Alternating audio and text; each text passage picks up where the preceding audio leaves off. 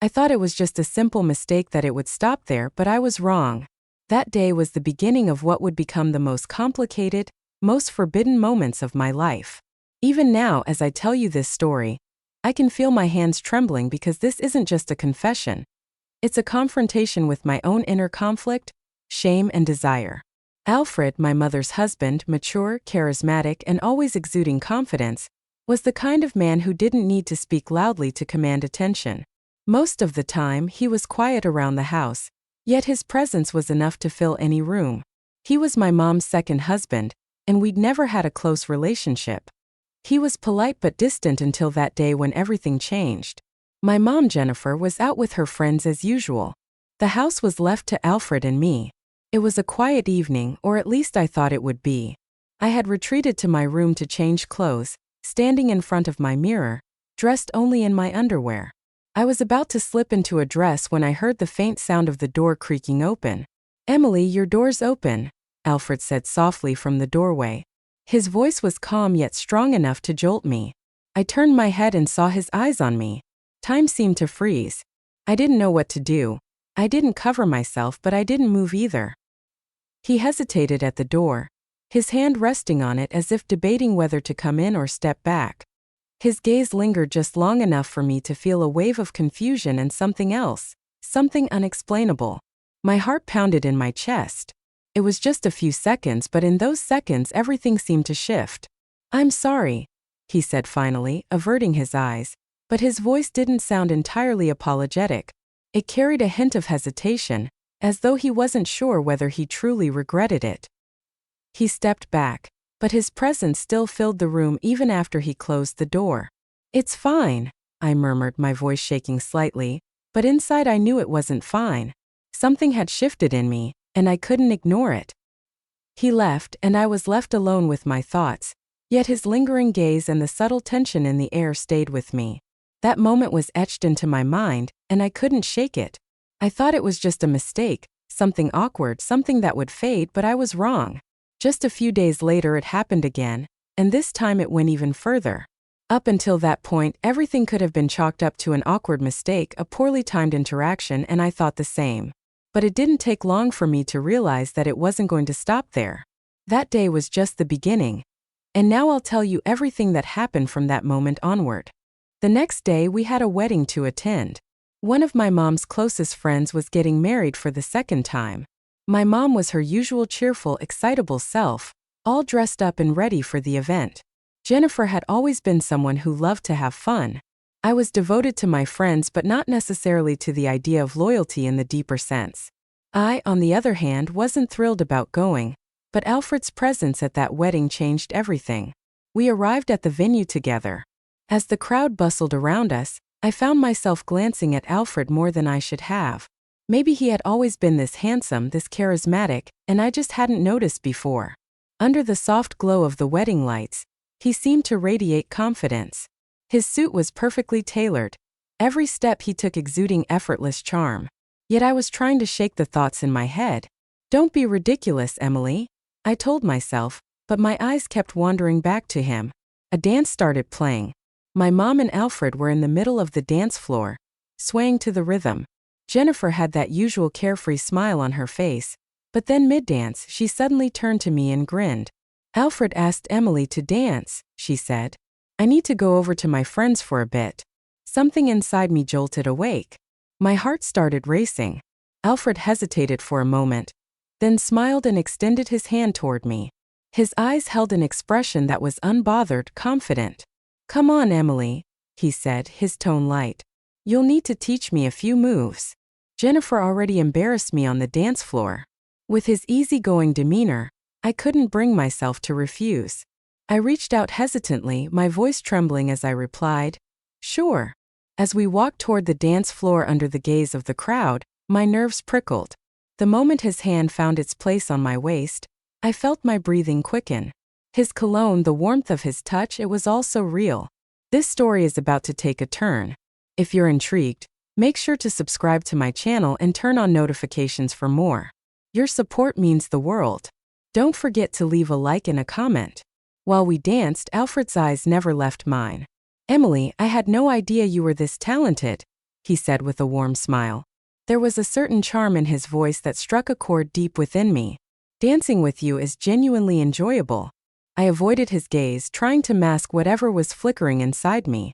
I'm just doing my best, I said, but the tremble in my voice betrayed me.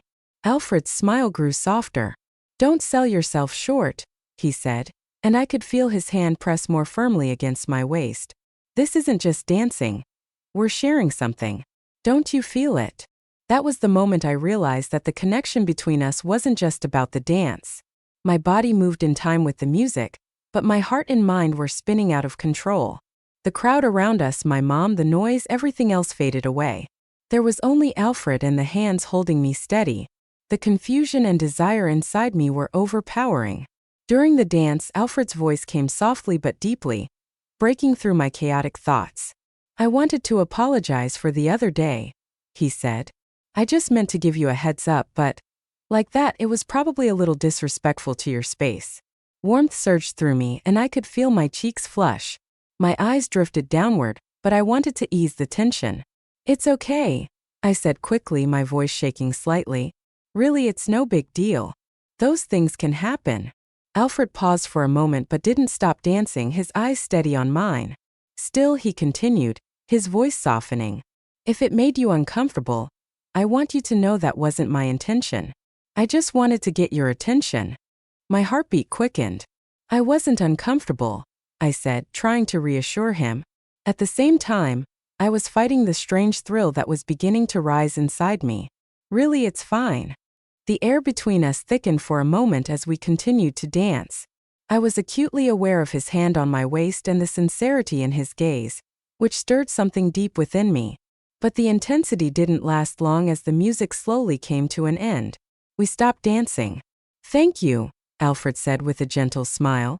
You're truly a wonderful dance partner. I simply nodded, my heart still racing. Thank you too, I said softly. Then I quickly returned to my table and sat down. Alfred lingered for a moment, his eyes still on me, before eventually moving to another table. But in that moment, those lingering glances made it clear that whatever this was between us was not over. If anything, it had just begun. Set up. When Jennifer returned to the wedding hall, she approached us with a bright smile on her face. What a lovely dance, she said, congratulating us. You both looked amazing out there. Her compliment only made me feel more flustered, but I tried to play it off. It was fun, I said with a faint smile. Alfred simply nodded politely, a barely visible smile playing on his lips. Jennifer continued speaking, clapping her hands excitedly. Guess what? After the wedding, the girls and I are having a bachelorette party. Completely girls only. Alfred, you'll take Emily home, right? Alfred smiled lightly. Of course, that's no problem, he replied casually. At that moment, I realized how unfair Jennifer's behavior was toward Alfred. On a night when she should have been by his side, she was leaving him alone. A pang of discomfort settled in my chest, but I pushed it down. Jennifer didn't seem to care in the slightest. Having fun with her friends was clearly her priority. When the wedding ended, Alfred and I walked toward the car together. Jennifer had already left with her friends to go elsewhere. We got into the car, and Alfred quietly started the engine. The silence between us during the drive was almost tangible. I stared out the window, trying not to feel like I needed to fill the quiet with words. But Alfred eventually broke the silence. Jennifer, sometimes she has different priorities, he said, his eyes fixed on the road ahead. But even so, it surprises me how thoughtless she can be at times. Nights like these, you'd expect your partner to be by your side. I didn't hear his tone. I was calm and reflective, but I could sense the hint of disappointment beneath it. His words struck a chord deep within me.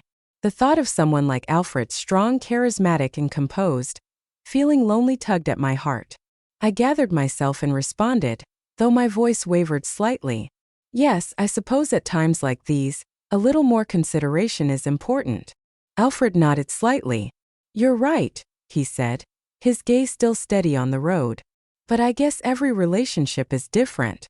In that moment, I felt an unspoken connection building between us. It was as if I could understand and even feel his loneliness. At the same time, I struggled to suppress my own emotions. That brief conversation seemed to draw me closer to him, the bond between us growing quietly yet powerfully. When we arrived home, Alfred opened the door and gestured for me to step inside. "Good night," he said, but it was clear from the way he hesitated that he wasn't quite ready to leave just yet. As I walked toward my room, I noticed Alfred still standing near the doorway. A strange urge stopped me in my tracks, and I turned to face him.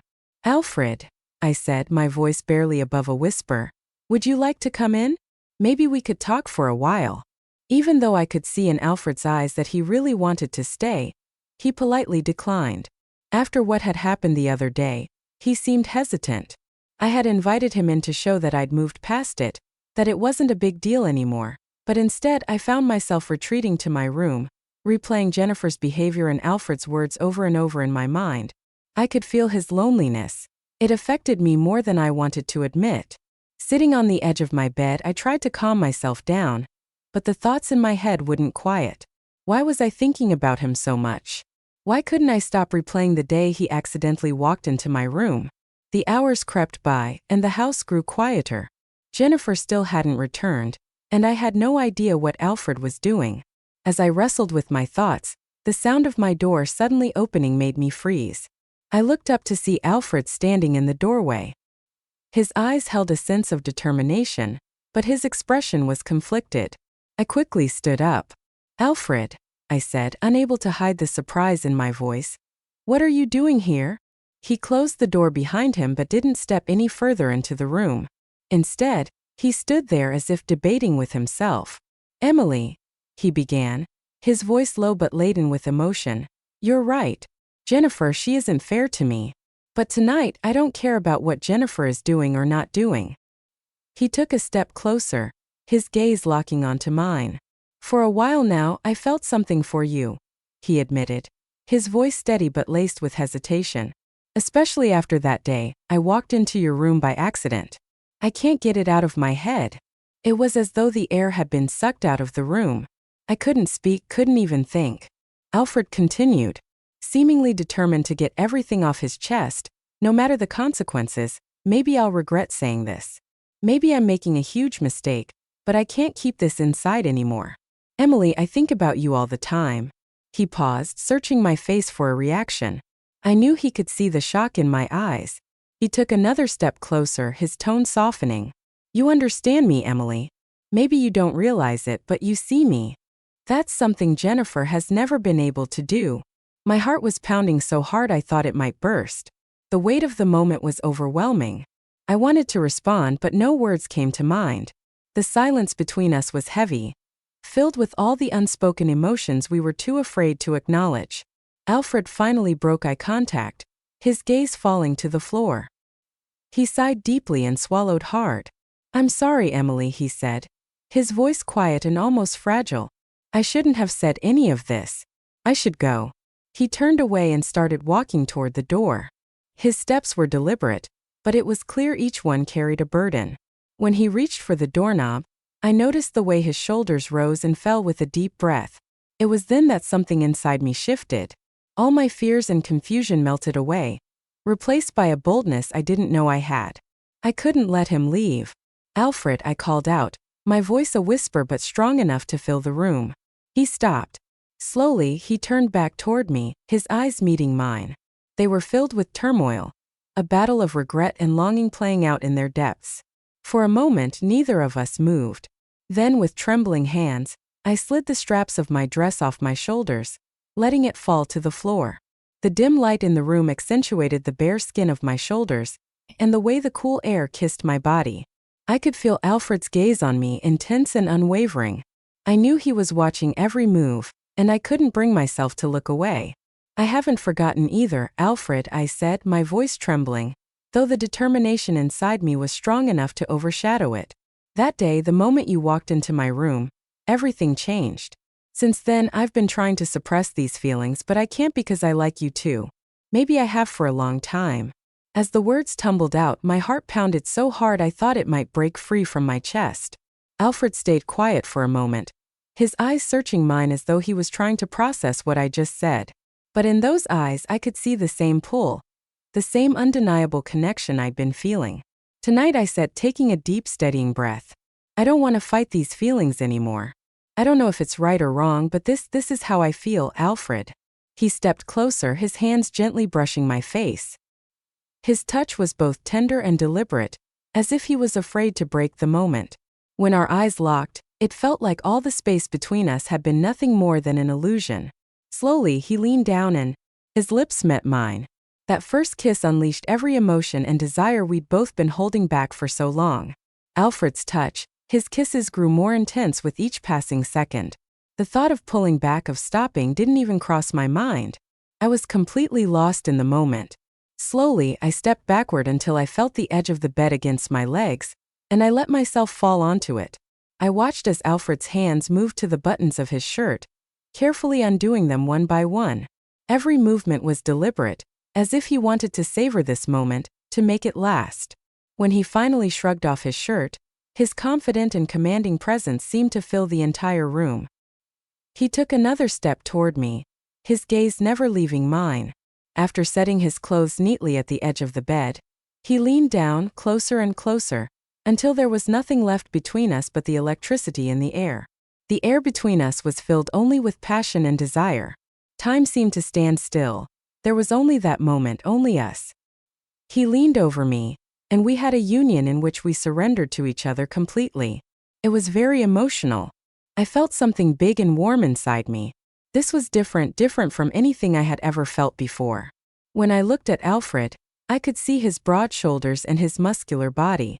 I closed my eyes and raised my hands in the air, pressing them firmly against the pillow, trying to follow the movements of Alfred's body.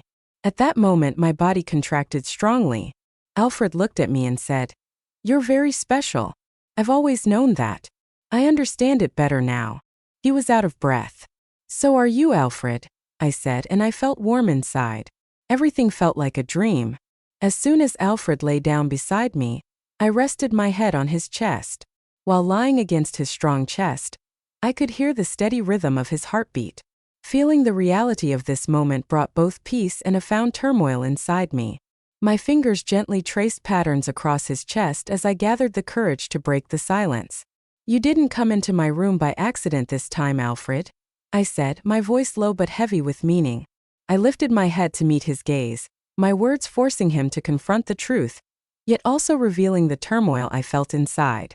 Alfred smiled faintly, but he couldn't hide the depth of thought etched on his face. "No, Emily," he said. "Nothing about this was accidental, but I had to tell you how I feel, no matter how difficult it might be."